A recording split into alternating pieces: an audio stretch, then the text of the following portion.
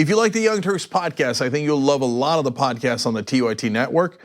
Old School, it's one of my favorites, one of the favorites for a lot of the listeners. Please check that out, subscribe, share it. That makes a big difference, and give it a 5-star rating. Thank you.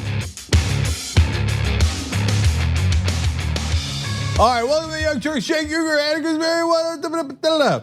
So, not only do we have an excellent Young Turks for you guys today, but we have an excellent slate of programming on TYT Network today. So first, I got a great told you on Trump coming up as the first story.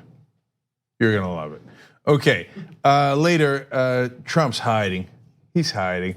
We're gonna find him. What do you mean he's hiding? I wish he was hiding. No, you'll see, okay? And then the Ilhan Omar controversy, it has erupted now. Presidential candidates are weighing in. Republican hypocrisy will be exposed, but I have a unique, interesting angle. Oh, I'm not in the mood for your interesting angles today. Oh, I got a lot of them, so sorry. Sorry, buckle up for interesting angles. Okay, third hour of the Young Turks. Neera Tanden, head of Center for American Progress. Okay, so we're gonna have a very interesting Medicare policy discussion there. Should it be Medicare for all or Medicare extra for all? That's their plan. What does that mean? What does that mean? We're gonna find out later on the Young Turks. Don't miss any part of this show, okay? Then post game where Anna gets redemption, and I have extra. Yes. Okay, and I have extra trippy comments about housing. Okay, relevant, and then wait till you get to the trippy comments. Okay, all right. So that's in the. Been waiting for this all week. Okay, that's the last half hour of the Young Turks. That's for members only. TYT.com/join to become a member. And then later tonight, a special Old School with me, Ida Rodriguez, and Anna Kasparian. Damn. And that just happened, or is about to happen. Okay, get all of our shows. We're like a progressive Netflix at tyt.com/join. Fine, you gotta try it out for free for a week. tyt.com/trial. Okay, so we gotta. Oh, and on top of all that, also in the third hour, the second guest I have is here come Jetta to talk about the madness going on in West Virginia, also regarding Ilhan Omar. All right, Casper, go. All right. During Michael Cohen's testimony before the House Oversight Committee, he made a number of allegations against Donald Trump, including some allegations about how Trump was trying to hide his pretty terrible grades. Take a look. When I say con man, I'm talking about a man who declares himself brilliant, but directed me to threaten his high school, his colleges, and the college board to never release his grades or SAT scores.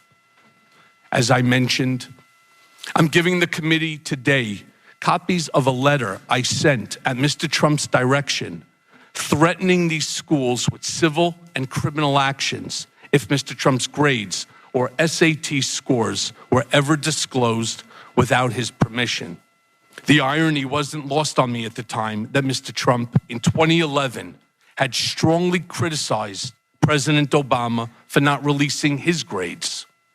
As you can see in Exhibit 7, Mr. Trump declared, let him show his records after calling President Obama a terrible student.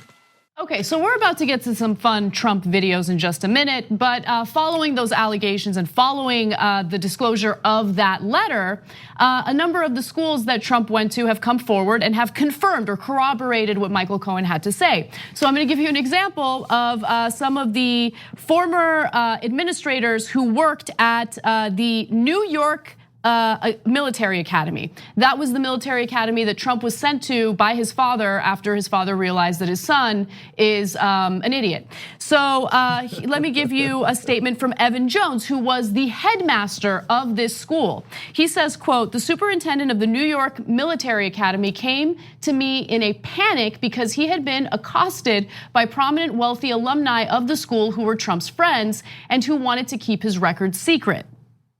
Jeffrey Coverdale said, you need to go grab that record and deliver it to me because I need to deliver it to them. Again, this is Evan Jones, who was a headmaster at the school. All right, let me begin to rip into Donald Trump in the most fun ways imaginable. Now, I told you, I've been saying they release the transcripts from day one, and by day one, I mean in the primaries, in the Republican primaries back in 2015, 2016, because this guy's a dummy.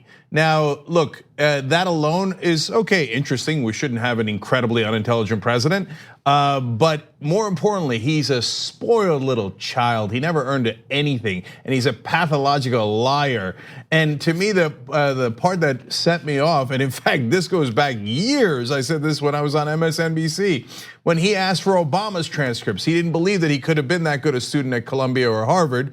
Well, there was no reason to believe that when he was the head of the Harvard Law Review. That means he was a fantastic student. But Trump didn't believe it. Why? I'll fill in the blanks for you. It's not complicated because Obama's black. Can I jump in for a second? So I remember Trump making those arguments about Obama, both about his birth certificate and also about his grades. And I dug up one of the videos where he gave Obama the option of revealing what his grades were in return for some money. And I got great details on what a baby Trump is and trying to hide his record. So don't miss any of this. All right, let's watch.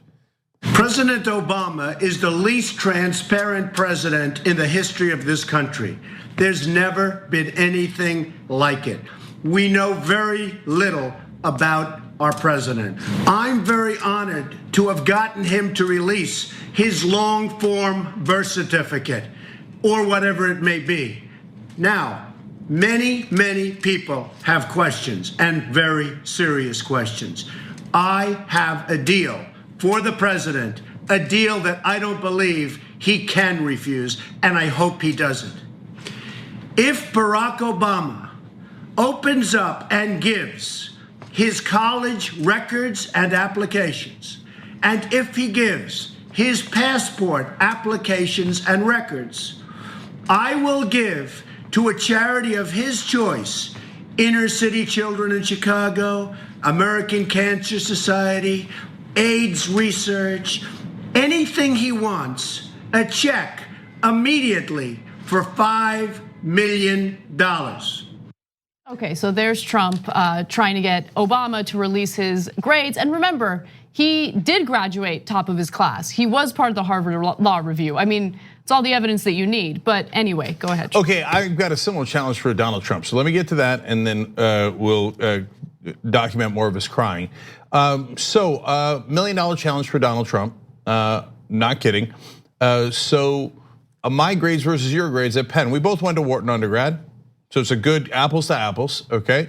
And if you release all of your records, your high school grades, which are, sure, laughably pathetic, which will show that you never should have even gotten into Fordham. Then release your Fordham grades, which will show you clearly couldn't have transferred into Penn. And then release your Penn grades, which shows that you probably barely graduated with the great help of your dad and all of his millionaire friends. And you release your SAT scores, and you say, okay, you accept my challenge. If you have better grades than me, I'll give you $1 million. If I have better grades than you, you give me $1 million. If you release all those things and agree to this deal, we definitely have a bet. Now, would $1 million, do I have $1 million? No, you'll bankrupt me and take everything I have, okay? What are you doing right now? Okay, I go for it. Donald Trump, you know how ecstatic MAGA would be if you bankrupted me, head of the Young Turks, okay? So go for it. Let's see if you got better grades than me at Penn, okay?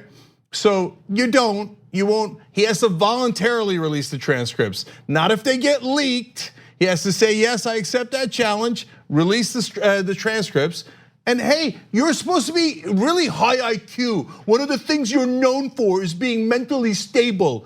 And my grades were good. What are you doing? They weren't great. No, I'm ready. You're crazy.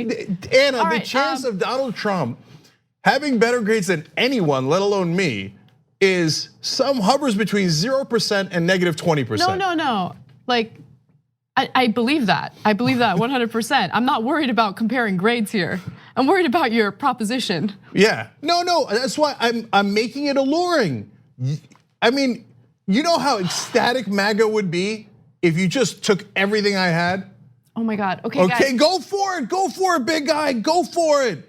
Okay, but he's not gonna voluntarily release any of the transcripts because he's an idiot. He got terrible grades because his daddy got him in. He's a spoiled little baby who never earned a thing in his life. So you know what he said, this moron of morons? He said, I heard I was first in my class at Penn.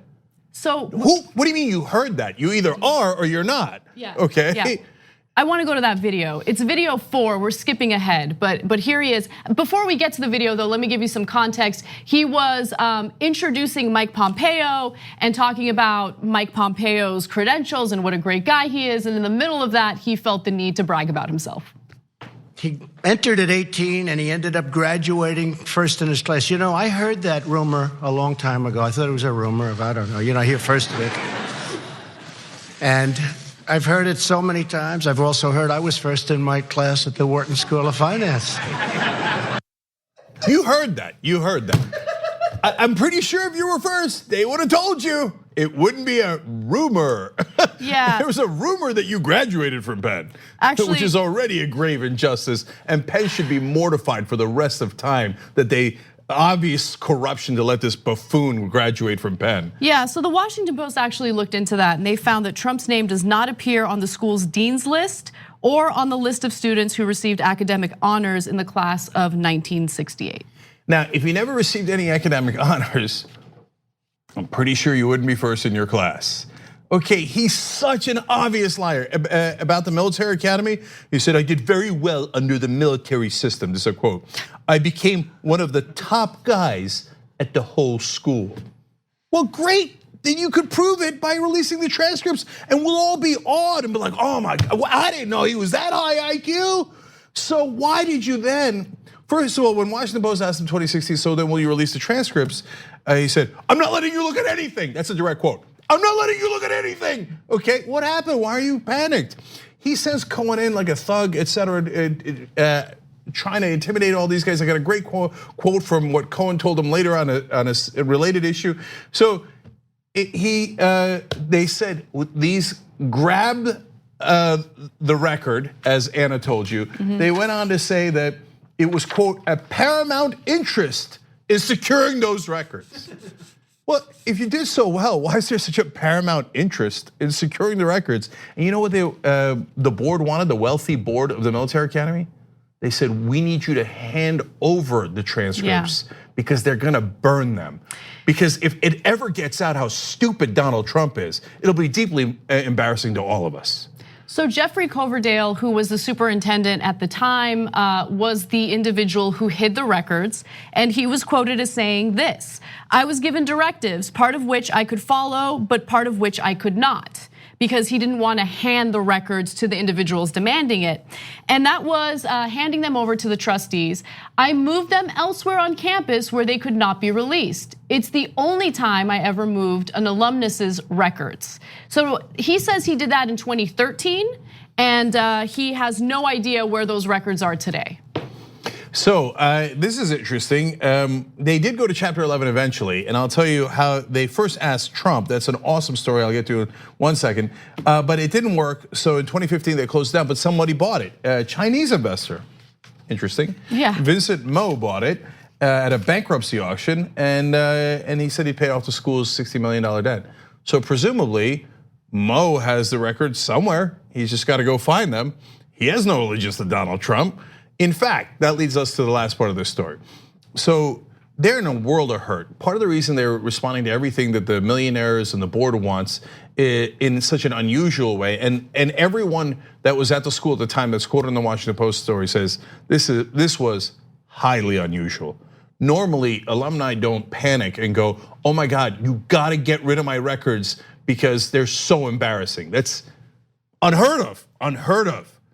No one who's got good grades wants to get rid of their transcript. So let's just acknowledge that. Even MAGA guys, you know that, you know what a dummy he is. Right now, there's comments going, yeah, well, it's okay, you don't have to be smart to be president. Okay, I mean, I was a dummy too, so what? I know. Okay, so, dummy, baby. All right, last thing. So they go to Trump and they're like, and so they're putting pressure on the school. The reason that these guys cooperate, they don't turn over for it to be burned, right? or buried or whatever they were gonna do with it, but they do put it away. They sequester it from the rest of the records to basically give their assent to this. Why? Because they're about to go bankrupt, right? And then so they then later turn around and go to Donald Trump and go, hey, we're trying to raise $30 million to save the school. You love the school.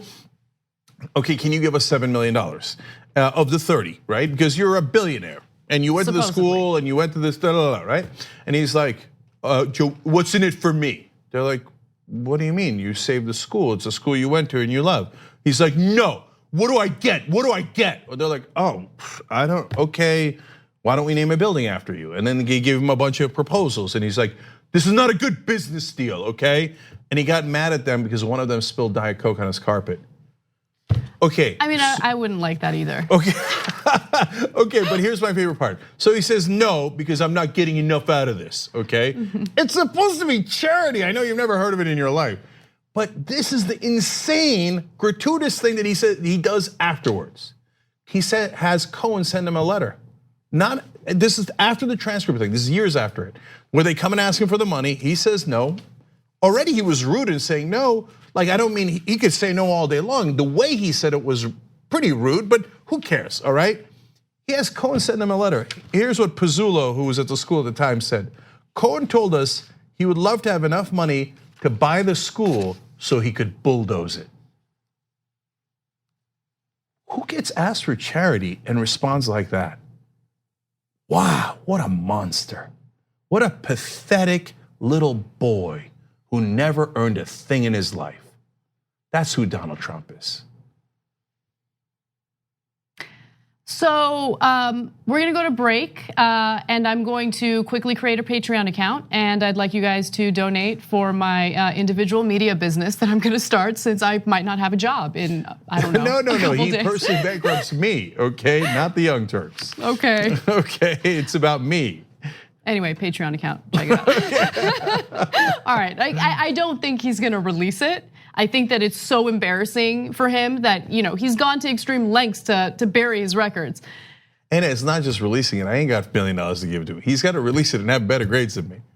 Inconceivable. Oh, I totally, no, you don't. I was wondering why you're panicking. No, God. There's like a 0% chance he has better grades than me. No, as soon as you offered the $1 million, like I blacked out. I got into Columbia Law after going to Penn. No, of course. And I didn't have any daddy to get me in. Oh, okay. The chance of him having better grades than me is less than 0. Great, okay, then great bet or great deal. I like it. Art of the deal. Art of the deal. Listen to the second half of it. Okay, that's right.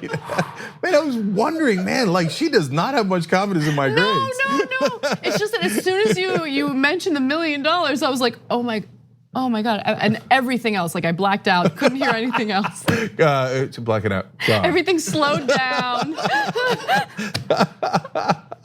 Fun for everybody. All right, tyt.com/join as well as our Patreon account. All right. Home of Progressives, baby. We'll be right back. We need to talk about a relatively new show called the Republic, or UNFTR. As a Young Turks fan, you already know that the government, the media, and corporations are constantly peddling lies that serve the interests of the rich and powerful. But now there's a podcast dedicated to unraveling those lies, debunking the conventional wisdom. In each episode of the Republic, or UNFTR, the host delves into a different historical episode or topic that's generally misunderstood or purposely obfuscated by the so-called powers that be, featuring in-depth research, razor-sharp commentary, and just the right amount of vulgarity. The UNFTR podcast takes a sledgehammer to what you thought you knew about some of the nation's most sacred historical cows.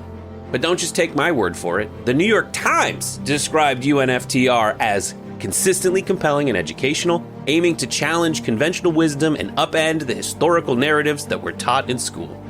For as the great philosopher Yoda once put it, you must unlearn what you have learned. And that's true whether you're in Jedi training or you're uprooting and exposing all the propaganda and disinformation you've been fed over the course of your lifetime. So search for UNFTR in your podcast app today and get ready to get informed, angered, and entertained all at the same time.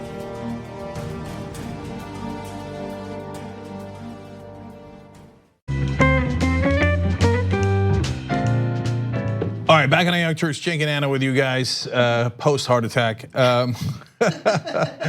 want to tell you about one of our sponsors, NordVPN. So they keep telling me these scary things as part of like honestly promoting them, right? But they're true. And so look, I already have NordVPN, so I'm good. But anyway, they explain that Facebook tracks locations of users who it considers quote unquote credible threats. Now that's good for their employees. So if they know your location and if they think you're a threat, et cetera, they're tracking you. But who else is tracking people based on who they think is a threat? It's madness. Don't let them track you at all, okay? NordVPN.com/TYT protects all of your URLs, and they don't know what computer you're using because it looks like you're using a different computer. That's because they shouldn't be spying in on us, okay? By the way, just for a little while longer, TYT fans are getting 75% off, and they do change these all the time. And so check it out at NordVPN.com/TYT. I also want to let you know that we're going to be covering the Bernie rallies. He's doing a whole bunch of them. Look, if Higgins Snoozer had giant rallies, we'd cover them too. It just hadn't happened yet, okay? So it's not that it's preferential treatment. We're just telling you he has these monster rallies. He's gonna have one in Council Bluff, Iowa, for example.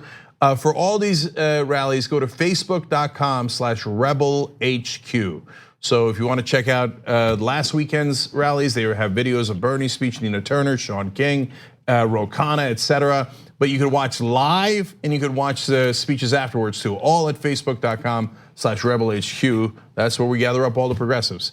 Okay, you guys had a bunch of nice things to say. I have time for only one. YouTube super chat, P wrote in, hey Cenk, Anna, I've loved the show for a while now. Love the work you all do at TYT. Been helping me through some bad times. Stay strong, left is best.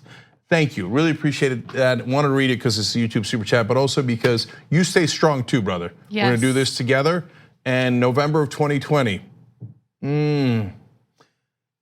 it could be, we never know, and it could be disastrous, it could be braced for impact, but it could also be potentially the greatest day of our lives. It could. Let us whisper of a dream, okay? All right, Anna, what's next? All right.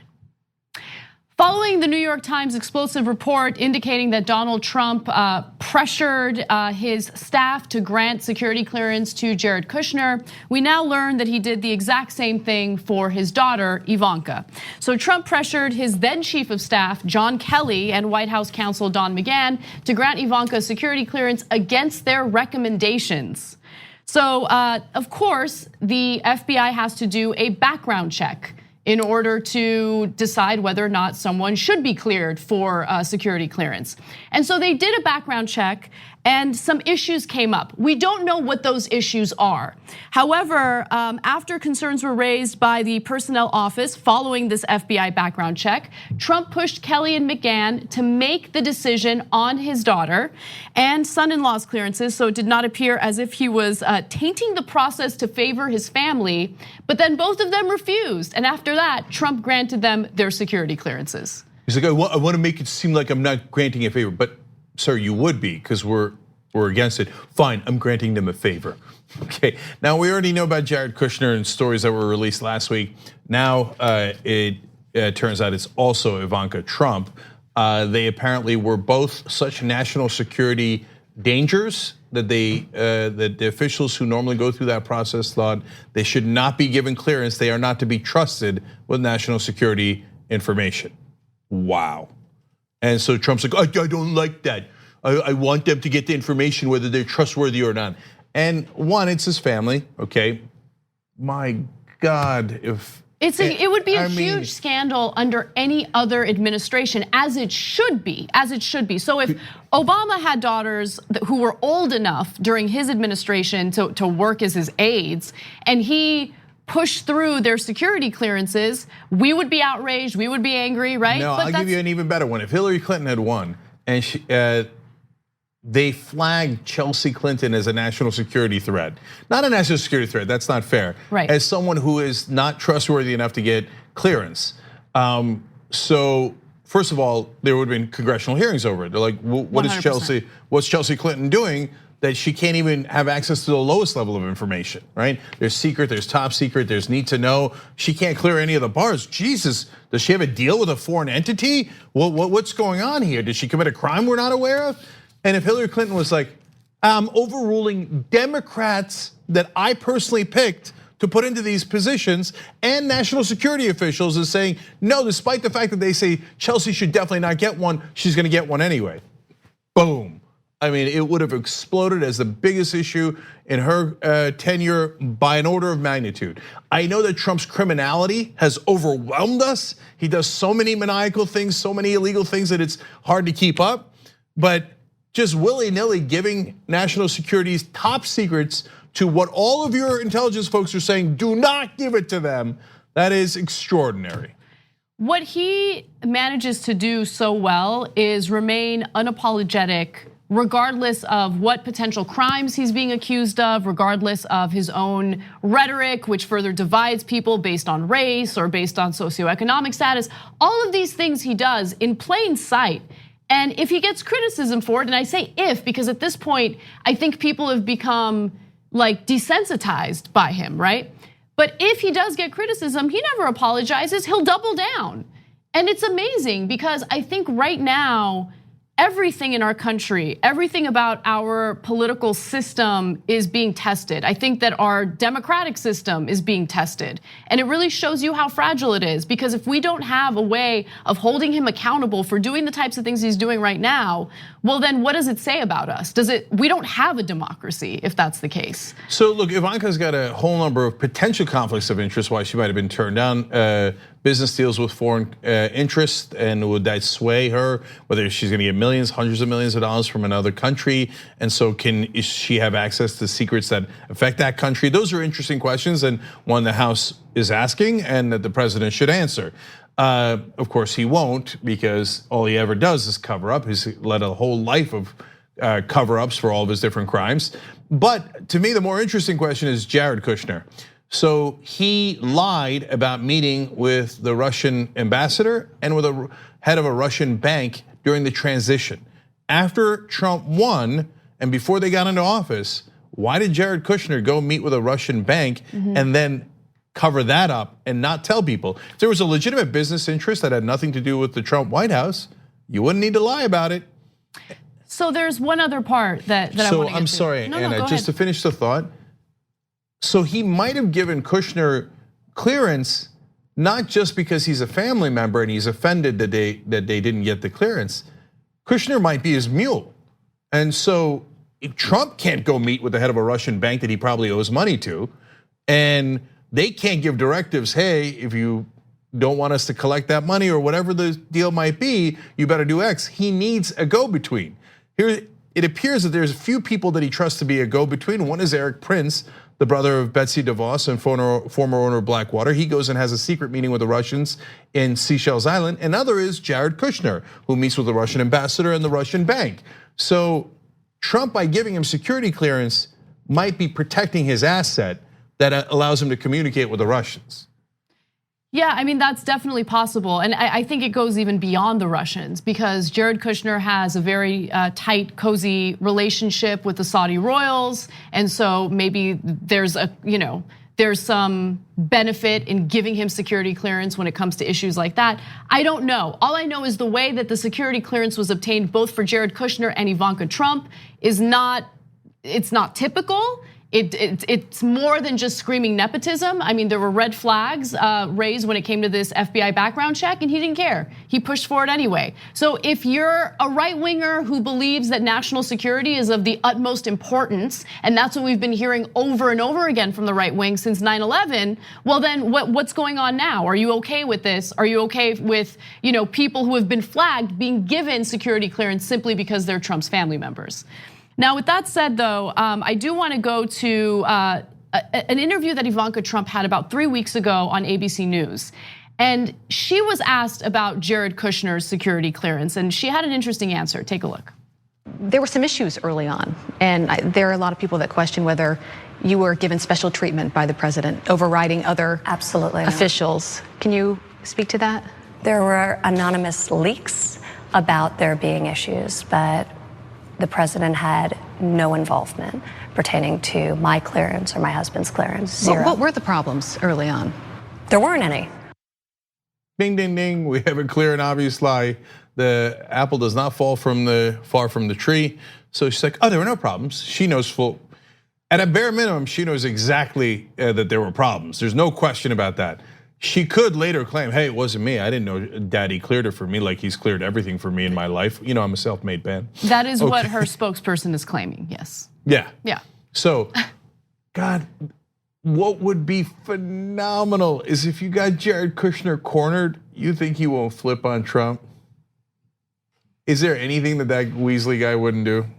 So, okay, anyway. So that's a little bit of speculation. We'll see how that plays out. But we do know this. If you care about national security, you would want to know why they were flagged and whether it was improper for Trump to clear them and why he cleared them. So those are perfectly legitimate questions that any sensible Congress would ask any president of any party. Now, you want to cover up for Trump? That's on you. But these are perfectly reasonable requests. So let's move on to what the House is doing when it comes to all of these allegations and potential crimes. The House Judiciary Committee has sent out document requests to 81 individuals who have ties to Donald Trump. These could be family members of Trump's, some of his aides, some of the individuals who worked on his campaign. And the whole purpose of this is to investigate not just Russia, but more importantly, all of the other potential criminal acts that were raised by Michael Cohen's testimony. So that includes, inflating his finances or his wealth when it came to business dealings, and then lying about how much his assets were worth in order to commit tax fraud, alleged tax fraud. So these are all issues that the House Judiciary Committee wants to look into. And it's become abundantly clear that Trump and his goons have absolutely no interest in cooperating. In fact, here is a statement from Trump on this. I guess we got 81 letters. There was no collusion. That was a hoax. There was no anything. And they want to do that instead of getting legislation passed. 81 people or organizations got letters. It's a disgrace. It's a disgrace to our country. So one individual tied to the Trump administration, White House counsel Pat Cipollone, rejected House Oversight Committee Chairman Elijah Cummings' request for documents related to security clearances for White House personnel. Now that specifically refers to the security clearances that were pushed through for Jared Kushner and Ivanka Trump. Donald Trump did that after an FBI background check indicated that there were some red flags and they should not be given that clearance. Trump pushed those clearances through anyway. Cummings demanded documents related to how the White House was processing security clearances after a report from the New York Times revealed that Trump overruled their concerns of the CIA to give Kushner security clearance. Also, Cipollone claimed that Cummings had failed to establish a legitimate legislative purpose for the request, which included the investigative files of numerous individuals whom the president has chosen as his senior advisors. There were also some allegations that, the Obama administration didn't cooperate with investigations into things like Benghazi, except they did, okay? Let's go to graphic 10. The Obama administration released thousands of pages of documents, including a trove of Hillary Clinton's personal emails during House Republicans' investigation of the 2012 attack on the US diplomatic compound in Benghazi, Libya. So I love Trump's quote about that. He said, they didn't give one letter. They didn't do anything. They didn't give one letter of the request, except for the fact that they gave thousands, including personal emails. Does he bother to fact check anything? No, of course not. And as soon as Trump says something, there's like a 94% chance it's a lie. Okay, yeah. You should assume, it's a rebuttable presumption, but you should assume he's lying because he does it almost every single time. And I love the excuse he used in that press conference where he went on a little longer and said, they're doing this instead of working on healthcare. Oh yeah, because you're so concerned about healthcare. You've done so much to do, to help Americans out with, let's say, prescription drug prices, which went up at the beginning of this year. Well, you said you were gonna negotiate drug prices for the government. You didn't because you're a sellout to the drug companies and your donors. the only thing you worked on in healthcare is taking healthcare away from people. So did you think the Democrats in the House were going to help you destroy Obamacare? Not likely. If you want them to work on Medicare for all, yeah, we can do that. Okay, you want us to do that? No, you don't give a damn about any of those things. All you're saying is, please don't investigate me, because it's totally true. And last part is, after going off on the investigators, saying Nadler, and who's on the oversight committee, and had asked for these requests, etc., said that the chairman had, quote, gone stone cold crazy. He was harassing innocent people, but added, I cooperate all the time with everybody. But wait, you're saying you won't cooperate on anything at all with anybody? I know, that's why I cooperate with everyone all the time. Well, I mean, that goes to how he will switch talking points from one moment to the next. So just yesterday, he made that statement, right? He was asked whether he plans on cooperating, and he said that he would, and then he started taking a more angry tone today. Yeah. So he will, he goes through these extreme mood swings. Because he's not mentally stable. 25th Amendment. By the way, Nadler's the head of the Judiciary Committee, not the Oversight Committee. And Trump will fight this tooth and nail. And as to how it'll get resolved, that's a good question, because it'll take a while to go through the courts. And just as a matter of politics, I get it. The Trump team's guilty and they're gonna want to stonewall, and they might be able to run the clock out because they have less than 2 years. It takes so long to get through the courts. Right. The courts are reluctant to weigh in on political issues. So if he just, this is a rare case where he might actually build a wall, okay? And that wall might actually work. So we'll have to see how the politics of it goes. But in terms of policy, the Democrats are completely right to ask for these legitimate requests of things that are deeply concerning, and the Republicans certainly would have done likewise and 10 times more. Yeah, I mean, they did that with the Benghazi investigations, and I hope that Democrats remain strong on this issue and that they don't just, take this investigation dodging as a sign that they should give up. Which is a usual sign that they have, but lately, because of nudging from certain folks, they've been better. They have been. That's yeah, fair. and so and good work here by Nadler and the others. We got to take a break. When we come back, we are going to do a deep dive into this so-called anti-Semitism controversy involving Representative Ilhan Omar. Two big twists in that, okay? One, did the Democrats ask her to be in favor of Israel? That's an interesting question. And then the Republican hypocrisy is stunning. We've given you some of the quotes before, but not all of them. Whoa, we got the mother load. So don't miss any of it. And if you miss any part of today's show, tyt.com/join. Members get all the show anytime they want.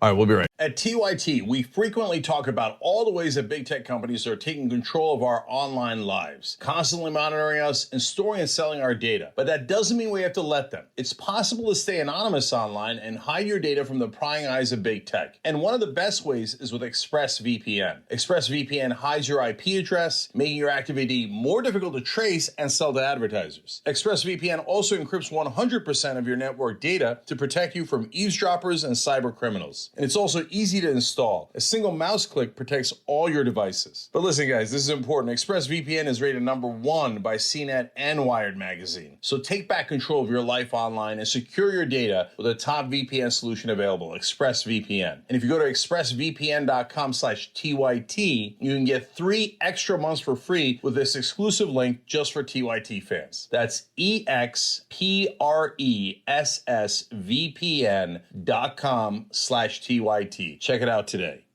We hope you're enjoying this free clip from the Young Turks. If you want to get the whole show and more exclusive content while supporting independent media, become a member at tyt.com/join today. In the meantime, enjoy this free segment. All right, back in the Young Turks, guys. A couple of fun things. Third hour of the Young Turks today. We got Richard Ojeda and Neera Tanden. Neera Tanden is the head of Center for American Progress. She was one of Hillary Clinton's biggest supporters in 2016. But we are going to talk about Medicare for all. They have a different plan, and she's coming on to talk about it, promote it, defend it, etc. It should be a very interesting conversation. Don't miss it. tyt.com/live right here.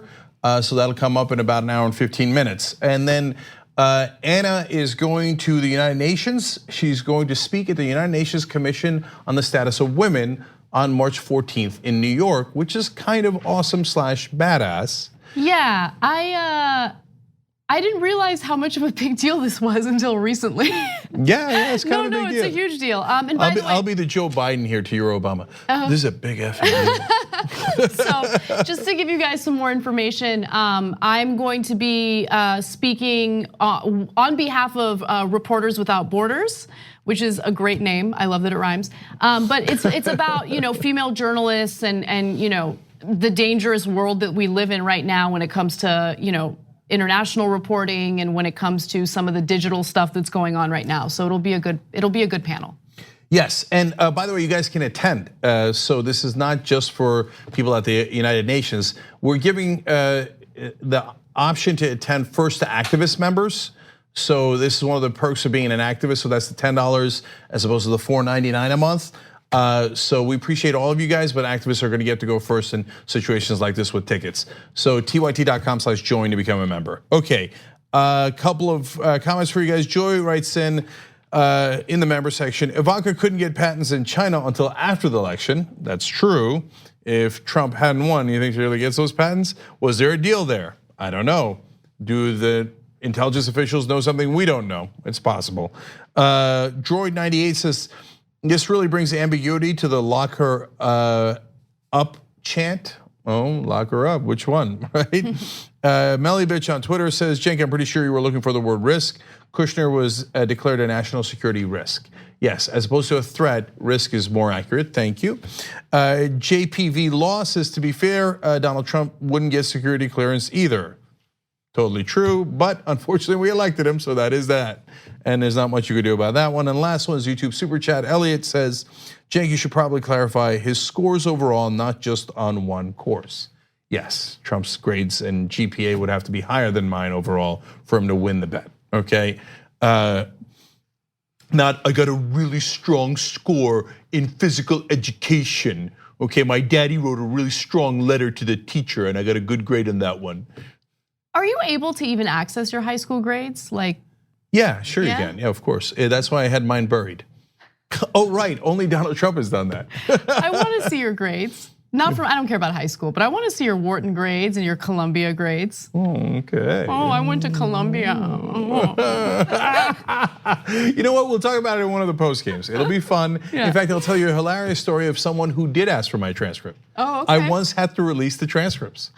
tyt.com/join to become a member. Find out about that and tyt.com/trial to try it out for a week. Okay, Anna, what's next? Representative Ilhan Omar has been critical of the Israeli government, and as a result, she has been accused of being anti-Semitic. Now, some of the Democrats have considered censuring her. However, there are some pretty big name Democratic presidential candidates who are now coming out in her defense, and I want to share their defense with you. First off, we have Senator Bernie Sanders. He was the first to release his defense of Ilhan Omar, and he says the following. And by the way, Bernie Sanders is also Jewish. He says anti-Semitism is a hateful and dangerous ideology which must be vigorously opposed in the United States and around the world. We must not, however, equate anti-Semitism with legitimate criticism of the right-wing Netanyahu government in Israel. Rather, we must develop an even-handed Middle East policy which brings Israelis and Palestinians together for lasting peace. That was, in my opinion, a great statement, and I wholeheartedly agree with him. Because while, of course, anti-Semitism is horrible and is never to be defended, I think that it's ridiculous to be labeled as an anti-Semite simply for legitimate criticism of Netanyahu's government. That's not a statement about Jewish people. That's a statement about a government that's doing something that you deem to be immoral. And by the way, Ilhan Omar did not direct her comments to Jewish people at all. Right. That also needs important clarification. She said, I don't want to have allegiance to two countries. In essence, I'm paraphrasing here. And she was worried that they were asking for that in order to be on the Foreign Affairs Committee. So she's not like, she didn't pick like a Jewish representative accused him of having dual allegiance. That's crazy. She did not do that at all. So the real issue is here, the heart of the issue is she doesn't agree with the right-wing government of Israel. And it's such an incredible pleasure to finally have a politician come out and say, just because we don't agree with the right-wing government of Benjamin Netanyahu does not mean that we don't like Israel or that anyone is anti-Semitic for saying that. I mean, it has been a long time coming. And as usual, Bernie Sanders leads the way. But other candidates also weighing in, also very important. So Senator Kamala Harris also came out with a statement in support of Representative Omar. She says the following: "We all have a responsibility to speak out against anti-Semitism, Islamophobia, homophobia, transphobia, racism, and all forms of hatred and bigotry, especially as we see a spike in hate crimes in America. But like some of my colleagues in the Congressional Black Caucus, I am concerned that the spotlight being put on Congresswoman Omar may put her at risk. We should be having a sound, respectful discussion about policy. You can both support Israel and be loyal to our country. I also believe there is a difference between criticism of policy or political leaders and anti-Semitism. At the end of the day, we need a two-state solution and a commitment to peace, human rights, and democracy by all leaders in the region, and a commitment by our country to help achieve that." So it's a great statement by Kamala Harris, and sometimes she's accused of being a cop. And so that's a popular meme online. But not only that, one of our members' handle is Kamala Harris is a cop. You're the worst for bringing that up right now. No. There's a reason why I'm bringing it up. Because in this case, she said, "I am going to be the cop that stops it." So nice job, nice job. And so look, I think pressure. They're actually being a left wing for the first time since I've been covering politics for nearly a quarter of a century in America is amazing. Previously, the left wing was Bernie Sanders. Okay, for all these years, he was pretty much it, right? But now the battle has been joined, and we asked him about it when he was on the program about the Just Democrats being the cavalry in a sense, and he said yes, keep it coming. So, and Ilhan Omar is a Just Democrat, AOC is, Ro Khanna is, etc. And so now they are being forceful. Hey, you know what? We're not going to just bow our heads and say every government of Israel, including a right-wing government, is awesome, because we don't think it is. And we're on the left. We believe in peace. We believe in a two-state solution. Sorry, we don't agree with Netanyahu, and it's causing a ruckus. And in the old days, they would just shout at people like Ilhan Omar and censure them, do whatever it is, and basically get rid of any debate, okay? When I say they, I mean leadership in both the Republican and House side. And it's important to note, almost none of those leaders are Jewish, like Nancy Pelosi or Kevin McCarthy, etc. But they are enormous protectors of the Israeli right wing, yes, including Democratic leadership. So, but that same old trick didn't work this time. Now all of a sudden, Bernie Sanders fights back. First of all, inside the House, there was a huge pushback from Just Democrats, including AOC, and that caused a ruckus, and it made people go, "Whoa, okay." And then Bernie Sanders comes in, and then Kamala Harris comes, and Kamala Harris is, the Democratic establishment. I'm not saying she's establishment. I'm just saying the Democratic establishment deeply respects her. Right? Yeah. So when she weighs in, it makes a big difference, and I don't know if she naturally would have done that or she's seeing that pressure and wants to outflank people, but either way, wonderful, and give her all the credit in the world. And so now all of a sudden, Democrats backpedaling a little bit. They are backpedaling, and I want to get to that next. So initially, the Democratic Party wanted to censure Representative Ilhan Omar over statements that she had made in regard to the right-wing government of Israel. Now again, her statements were specifically about Benjamin Netanyahu and his policies, which she finds to be problematic. And I'll give you an example of the latest statement that she made that has gotten her in trouble. Take a look. Talk about the political influence in this country that says it is okay for people to push for allegiance to a foreign country. So that started a firestorm within the Democratic Party. A number of Democrats, including staffers for Nancy Pelosi, were drafting a censure for Representative Yeah, no, Omar. let me clarify. Okay. Censure is an extra layer here. It was a resolution to condemn first her, then they got pushback. So they're like, okay, just anti-Semitism in general, and now it is morphed, and we'll give you more details on how it morphed. But there's a twist also in Steve King should have been censured for his comments on how he doesn't see anything wrong with white supremacy, which is a whole different level. That's a nuclear level, right? And it turns out the Democrats stopped the censure. Clyburn said they had enough votes. They chose not to censure Steve King because they think that's extreme. I don't think that's extreme at all in his context. In this context, though, the first thing they were gonna do was just a resolution. Okay, so what is the update to this resolution? Well, it turns out that the resolution would be updated to include a nod to anti-Muslim bias.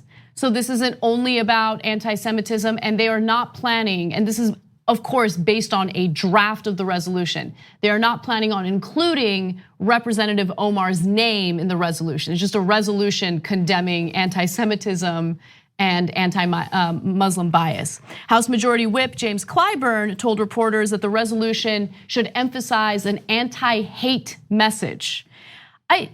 Okay. So what does this mean? Right? What does this mean? Like, what are we doing? Are we playing games right now? Yeah, they're definitely playing games. This is ridiculous. Okay, so you're gonna waste resources, time and resources to put out a resolution and vote on it. Are they gonna vote on a resolution? Yeah, they're gonna vote. Yeah, condemning anti-Semitism and Islamophobia. Why do we need a resolution for that? If you're not trying to intimidate Ilhan Omar, why are you doing a random resolution against anti-Semitism? Yeah, we all agree, of course. Who would not agree with being against anti-Semitism or Islamophobia? I know Republicans wouldn't, but all Democrats would. Even the most conservative Democrats would. The most progressive Democrats would. Everybody agrees. So what are you doing here? What you're doing is trying to intimidate Omar, okay? Exactly. But here's what happened behind the scenes, which is interesting. This is based on the reporting. I don't know anything more than the reporting does. Other people that are like-minded pushed back within the caucus meeting. And apparently there was so much shouting that Pelosi was frustrated and walked out. And including AOC, et cetera, said, no, this is crazy.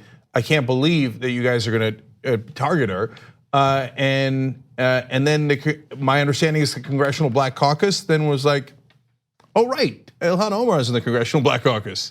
And this seems like you're picking her out when, by the way, there's 6 different Republicans who have, at a minimum, who said way worse on the issue of anti-Semitism, and now we're voting against Omar when we didn't even condemn those guys. Yeah. So I want to get to that in just a second, right now actually. So Democrats were leading this effort to pass this resolution initially against Representative Omar, and then they decided, okay, we're getting a lot of pushback, so maybe we take her name out. We also include anti-Muslim bias because she's Muslim, and a lot of this criticism against the attacks on Omar claim, hey, this seems like an Islamophobic attack because she's Muslim. People are piling on her when it comes to this issue, and so they're like, okay, fine, we'll include the anti-Muslim bias part in the resolution as well, but if you go back and you see the way that Democrats handled Steve King and his statements about white nationalism, it'll infuriate you because House Democratic leaders blocked an effort to censure Representative Steve King for racial comments referring the measure to the House Ethics Committee for further review because they had concerns that it might set a dangerous precedent for policing members' speech. Well, they were concerned, hey, if we do this to Representative King, then maybe Republicans will do this to us, right? But you don't have to worry about that, Democrats, because you'll do it to yourselves. Yeah, it's unreal. It's unreal. And there were people who were upset about that who were Democrats like Bobby Rush. And he's like, what? He said he doesn't understand what's wrong with white supremacy and white nationalism. What else do we need to censure someone? And Clyburn's like, yes, but many years from now, and it's not just Clyburn, it's the Democratic leadership overall. Many years from now, if the Republicans ever regain the House, they may also censure us. I mean, how So what is there? Can Steve King say anything he wants? Can the Republicans do anything they want and get away with it? And the Democrats have to just keep punching themselves in the face? It's so irrational. It's mind-boggling. So I want to go to Representative Clyburn. This is a video after Steve King made his comments, and it gives you a sense of where Clyburn was coming from when he wanted to block the censure of King. Take a look. I would not advocate putting that kind of vote on the floor just yet. Why is that? Okay. Well, the problem I've got is he was not on the House floor when he made these comments. He was not acting on behalf of the House of Representatives. He was talking to reporters at the New York Times. And so I want us to be very careful about whether or not we're stepping across the line in trying to censor, or I would say constrain, speech. So in essence, House Majority Whip Clyburn, who introduced the disapproval resolution, noted that King made his statements to the news media not during House proceedings. Same exact thing for Ilhan Omar. So he's concerned about Republicans' freedom of speech, but not so much about Democrats.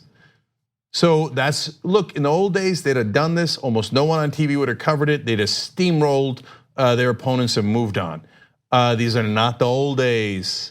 So now they moved it. Okay, Omar's name is definitely out. They added Islamophobia. Okay, I guess we should care about that.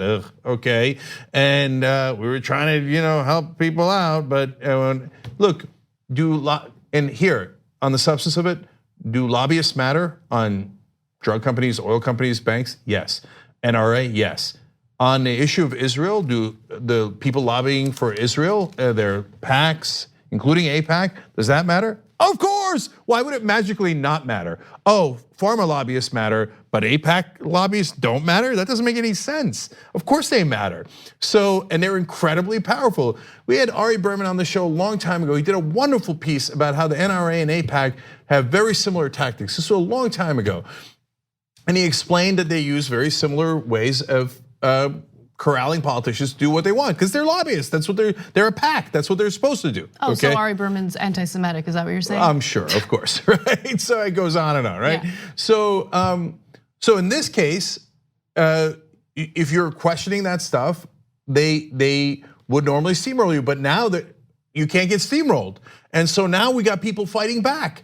And so they took the name out, they added Islamophobia. Now they moved the vote to Thursday. They might move it again. It's not entirely clear because they got caught. They got caught trying to intimidate people. And which leads me to a very important question. Did they ask her to, in any way, I would imagine they're not stupid enough to ask her to, quote unquote, pledge allegiance to Israel in order to be on the Foreign Affairs Committee. But did they ask for a de facto pledge? Did they heavily imply that that they have concerns about her stance on Israel in order to get onto the Foreign Affairs Committee? If they did, then her complaint is literal. I don't want to do a dual pledge. I'm pledged to the United States of America. And that would be a much bigger problem, and that'd be on Democratic leadership and not on Ilhan Omar. So that's a good question, and people should ask that.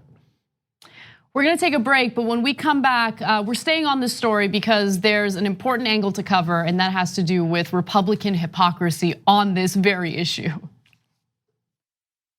Thanks for listening to the full episode of The Young Turks. Support our work, listen ad-free, access members-only bonus content, and more by subscribing to Apple Podcasts at apple.co/TYT. I'm your host, Cenk Uygur, and I'll see you soon.